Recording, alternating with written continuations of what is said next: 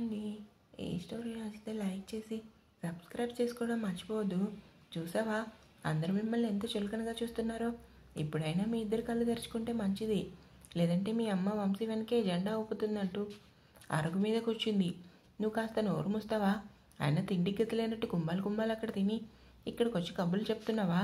పిచ్చిదానిలా అరుస్తూ అంది నళిని. ఇది మరీ బాగుంది. నువ్వు తినకపోతే తినకపోయావు, నేనైనా కడుపు నిండా తినాలి కదా. నేను కడుపు నిండా భోజనం చేస్తాను కదా మీ ఇద్దరిని నేను బాగా చూసుకునేది. నీరసం వచ్చిన కోతల దుర్గమ్మ ముఖం పెట్టేసరికి నళిని ఏం మాట్లాడలేదు. నేరుగా వెళ్ళి శ్రీనివాస్ పక్కన కూర్చుంది. ఏవండి, ఏంటి అసలు మనకంటూ ఇక్కడ వాల్యూ లేదా? లేదని ఎవరన్నారు? ఎవరు అక్కర్లేదు, చేసే పనులు బట్టి చెప్పొచ్చు. మీరే చూశారు కదా, కనీసం సార్ తెచ్చుకున్న విషయం అత్తమ్మైనా మనకు ఫోన్ చేసి చెప్పిందా? లేదు. అంతవరకు ఎందుకు? వంశీ అయినా మీకు ఫోన్ చేసి మా మామయ్య గారు బండి పెట్టారండి అని ఒక్క ముక్క అయినా చెప్పాడా? లేదు. ఇక్కడే తెలిసిపోతుంది కదా మనకి ఏమీ లేదనే కదా మనల్ని అంత తక్కువ చూస్తున్నారు. విలువలేని చోట నేను అస్సలు ఉండలేను. పోతే పోయింది డబ్బు. ఇప్పుడే మనం ఇక్కడి నుంచి వెళ్ళిపోదాం రండి. మా అమ్మమ్మ ఉంది కదా, మనల్ని చూసుకుంటుంది. వచ్చి రెండవుతున్నా మీ అమ్మగారు మనల్ని మాత్రం పట్టించుకున్నారా? ఆ వంట కదా మనకి చేసేది, అంతకుమించి ఏం లేదు కదా. ఇంకా ఇక్కడ పట్టుకొని వేలాడటం ఎందుకు చెప్పండి. ఇప్పుడు వెళ్ళిపోదామంటున్నావు, వెళ్ళి అక్కడ ఏం చేయాలి? అక్కడే ఉండి నన్ను ఓనర్ పని చేయంటూ టార్చర్ చేస్తాడు. ఈ నీరసంతో పని ఏమి చేయగలను? దాదాపు అరుస్తూ అంటాడు. అబ్బా, మీ ఇద్దరు ఎందుకు చిన్నపిల్లలు కొట్టుకుంటారు? ఇక్కడ మీ మాటలు చుట్టుపక్కల వాళ్ళు విని మీ అమ్మ చెవిలో ఊదారంటే అంతే సంగతులు. చూడు శ్రీనివాస్, నువ్వు ఉంటుందేమో ఓన్ హౌస్ కాదు.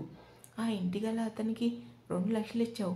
వచ్చే వడ్డీ ఇంటి అద్దె తీసుకునేలా ఒప్పందం కుదుర్చుకున్నారు. కాబట్టి నేను ఒక మాట చెప్తాను విను అంటూ ముందుకొచ్చింది దుర్గమ్మ. దుర్గమ్మ మాటలకి శ్రీనివాస్ చురుగ్గా చూశాడు. నా మాటలు విన్నాక నీ చూపు, నీ మనసు, బుద్ధి కూడా మారుతుంది. నేను ఉంటున్నది పల్లెటూరు. ఇంకా నళిని వాళ్ళమ్మ వేరే అతనితో ఉంటుందని నళిని అమ్మకు దూరం అయింది. ఇప్పుడు ఈ సోది ఎందుకు నాకు చెప్తున్నావు?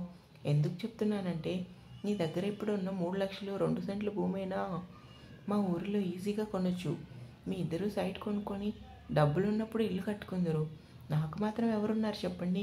నువ్వు ఇల్లు కట్టుకుంటుంటే నేను కూడా నాకున్న దాంట్లో సాయం చేస్తానని తెలివిగా చెప్పిన దుర్గమ్మ మాటలకి శ్రీనివాస్ ఆశ్చర్యంగా చూశాడు. ఏంటి శ్రీనివాస్, నేను చెప్పేది బాగానే ఉంది కదా, ఎందుకు బాగాలేదు? అమ్మమ్మ, నిజంగానే ఐడియా సూపర్. చిన్న సైట్ కొనుక్కొని బ్యాంక్ లోన్ పెట్టుకుంటే ఈజీగా ఇల్లు కట్టుకోవచ్చు సంబరపడిపోతూ చెప్పింది నళిని. అసలే పిసినారైన శ్రీనివాస్ దుర్గమ్మ మాటలకి తన మనసుకు బాగానే అనిపించాయి. సరే, అలానే కానిద్దాం, కానీ ఇప్పుడే చెప్తున్నాను, అన్నీ కుదిరితే సైట్ కనుక మనకు నచ్చిందంటే ఇల్లు కట్టుకునే వరకు ఈ విషయం ఎవరికి చెప్పకూడదు. చివరికి మా అమ్మకు కూడా, ఆ వంశీకి కూడా. మనం ఎందుకు చెప్తామండి? మీ తమ్ముడు గుట్టుగా సంసారం చేసుకొని బాధపడటం లేదా? మనం కూడా అంతే. ఏదైనా కొనాలన్నా చేయాలన్నా సీక్రెట్గానే చేసుకుందామని దుర్గమ్మ మాటలు విని కాంతమ్మకు ఒక్క మాట అయినా చెప్పకుండా బట్టలు సర్దుకొని వెళ్ళారు. పని పూర్తవడంతో టాప్ దగ్గరకు వచ్చి కాళ్ళు చేతులు కడుక్కుంటున్నాడు వంశీ. వంశీ, చెప్పండి రెడ్డి గారు. విజయ్, నువ్వు రేపు ఉదయం 5 గంటలకు వచ్చేయండి. కొత్త పని ఒకటి వచ్చింది. దానికి తోడు రేపు స్లాబ్ వేయాలి కదా. ఎండలో అంటే కష్టం. అందుకే రేపు తెల్లవారుజామున పనికి వచ్చేయండి. సరేనా? సరే రెడ్డి గారు, కొత్త పని అడ్వాన్స్ డబ్బులు ఇప్పుడే ఇస్తాను అని వంశీ విజయ్కి చెరో 5,000 ఇచ్చి రెడ్డి గారు అక్కడి నుంచి వెళ్ళగానే వంశీ మనసులోనే సంతోషపడ్డాడు. విజయ్తో కాసేపు మాట్లాడి వంశీ ఆ డబ్బులు జేబులో పెట్టుకొని సిరి కోసం ఏమైనా కొందామని సిరికి ఫోన్ ఎప్పట్లానే పనులు చెక్కబడుతున్న సిరి ఫోన్ రింగ్ అవడంతో హాల్లోకి వచ్చి సోఫాలో నాన్ స్టాప్గా రింగ్ అవుతున్న ఫోన్ చూసి నవ్వుతూ లిఫ్ట్ చేసింది. హలో వంశీ గారు, బుజ్జి ఏం చేస్తున్నావు? ఇప్పుడే పని అయిందండి, ఫ్రెష్ అవ్వాలి, సోఫాలో కూర్చొని అంటుంది. వచ్చినప్పటి మల్లెపూలు తీసుకొని రానా? వాయిస్లో మత్తు యాడ్ చేసి ఎందుకో ఆ మాటకి సిరికి నవ్వొచ్చిన బుగ్గలు 2 ఎరుపెక్కి సిగ్గుతో తలకిందికి దించుకునేలా చేశాయి.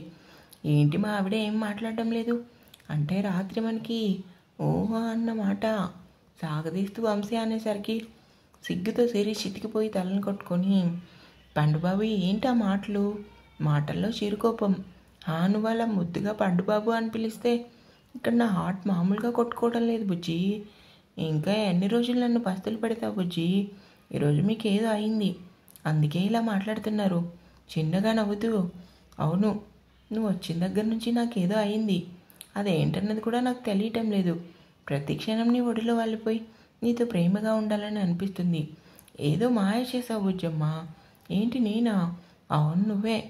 ఏంటో విషయం అయ్యగారి మాటల్లో ఎక్కడ లేని ఆనందం కనిపిస్తుంది. ఏమైంది పండు బాబు? ఎంతో సౌమ్యంగా అడిగింది. రేపు స్లాబ్ వేయాలి బుజ్జమ్మ. తెల్లవారుజామున పని అడ్వాన్స్ మనీ 5,000 ఇచ్చారు. ఎంతో ప్రేమగా భార్యకి చెప్పాడు. అందుకే నా హ్యాపీగా ఉన్నారు.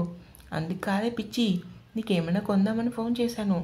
చెప్పు, నీకు అసలు ఏమి ఇష్టం, ఏం తీసుకురాను అని ఎంతో ఆశగా అడిగాడు. వంశీ సిరికి నవ్వుతూనే మనసులో ఆలోచిస్తూ, అకౌంట్లో ఉన్నవి కాక సేవింగ్స్లో 5,000 ఉన్నాయి. ఇంకా రాత్రి ఇచ్చిన డబ్బులు 3,500, మొత్తం 8,500. ఇవో 5,000 కలిపితే 13,500 అవుతాయి అనుకొని గొంతు సవరించుకొని, ఏమండి ఏంటి బుజ్జమ్మ, నాకు ఇప్పుడు అన్నీ ఉన్నాయి, ఏమైనా కావాలంటే నేనే అడుగుతాను, డబ్బులు మాత్రం వేస్ట్ చేయకండి. మొన్న ఇచ్చినవి ఇవి కలిపితే 13,500. ఈ డబ్బులన్నీ పక్కన పెట్టి ఒక 50,000 అయ్యాక అకౌంట్లో వేద్దాం. మనకు సెటిల్ అవ్వాలి కదండి. ఈ టైంలో అనవసరం ఖర్చులు ఎందుకు? ఆయన ఇప్పుడు నాకు ఏం తక్కువ వచ్చింది? నాన్నమ్మ 6 జతలు కొత్త బట్టలు కొన్నది. అమ్మమ్మ 4 చీరలు కొంది. మీకు 3 జతలు కొత్త బట్టలు ఉన్నాయి.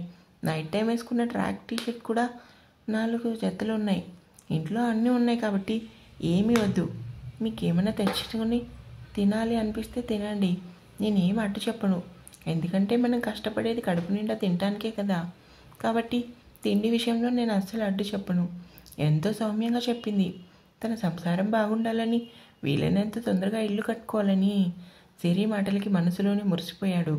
తన భార్య ముందు జాగ్రత్తకి మెచ్చుకోలేకుండా ఉండలేకపోయాడు. సరే బుజ్జమ్మ, నువ్వు చెప్పినట్లు డబ్బులేం పాడు చేయను. కాకపోతే తినడానికి ఏమైనా తెస్తాను, సరేనా? మీ ఇష్టమండి అని నవ్వుతూ ఫోన్ కట్ చేసి బయట ఫోన్ కోపంగా మాట్లాడుతున్న కాంతమ్మ దగ్గరకు వచ్చింది. అసలు ఒక మాట అయినా చెప్పెళ్ళాలి కదా. నీతో చెప్పిన ప్రయోజనం ఏముందని వచ్చాం, కానీ మమ్మల్ని ఏం చూసుకున్నావు నువ్వు? అయినా ఇప్పుడు నీతో మాట్లాడే టైం లేదు, బస్సు వస్తుంది, ఉంటానని శ్రీనివాస్ ఫోన్ కట్ చేయగానే కాంతమ్మకి ఎక్కడలేని కోపం వచ్చింది. ఏమైందమ్మా అలా ఉన్నారు? అత్తమ్మ, ఏం లేదు బుజ్జమ్మ, నేను ఇంటికి వెళ్తాను.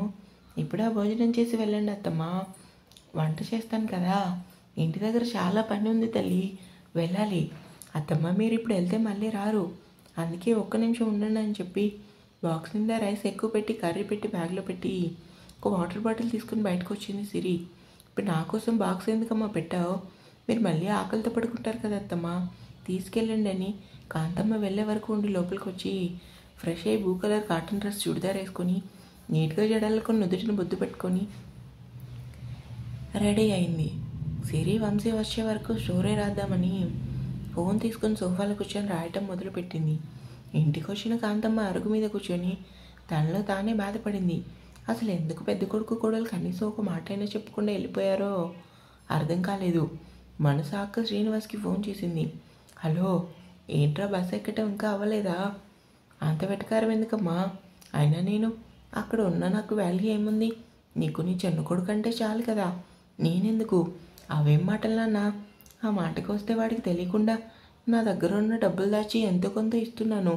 నువ్వు ఎంత గొప్పన్నా అనరాని మాటలన్నా పట్టించుకోకుండా నీకోసమే ఎక్కువ ఆలోచిస్తాను. అలాంటిది నువ్వు సడన్గా ఎందుకు వెళ్ళిపోయావు? జ్వరం తగ్గిందని బయలుదేరాం. పైగా ఇంటి ఓనర్ ఫోన్ చేశాడు ఇల్లు ఖాళీ చేయమని. అందుకే నీకు విషయం చెప్పలేదు. అయినా నా కోసం నువ్వెందుకు బాధపడ్డాం? కానీ 2వ ఫ్లోర్ ఉంది కదా, దర్జాగా కాలు మీద కాలేసుకో. తినటానికి నీ కొడుకు నీ దగ్గర ఉంటే ఎంత, లేకపోతే ఎంత నీకు అన్నీ తెచ్చిపెట్టే వంశీ బంగారంలో చూసుకునే కోడలు దొరికారు కదా. కాబట్టి వాళ్ళతో సంతోషంగా ఉండని కోపంగా శ్రీనివాస్ ఫోన్ కట్ చేయగానే కాంతమ్మ బాధపడింది. నాకు తెలుసురా నువ్వు ఎందుకు వెళ్ళిపోయావో. సారి తెచ్చిన విషయం చెప్పలేదనే కదా కోపడి వెళ్ళిపోయావు. ఎంత దూరం వెళ్తావో వెళ్ళు. అమ్మ మీద ఎన్ని రోజులని కోపంగా ఉంటావో నేను చూస్తా అనుకొని కంట్లో తడి తుడుచుకుంది. ఇంకా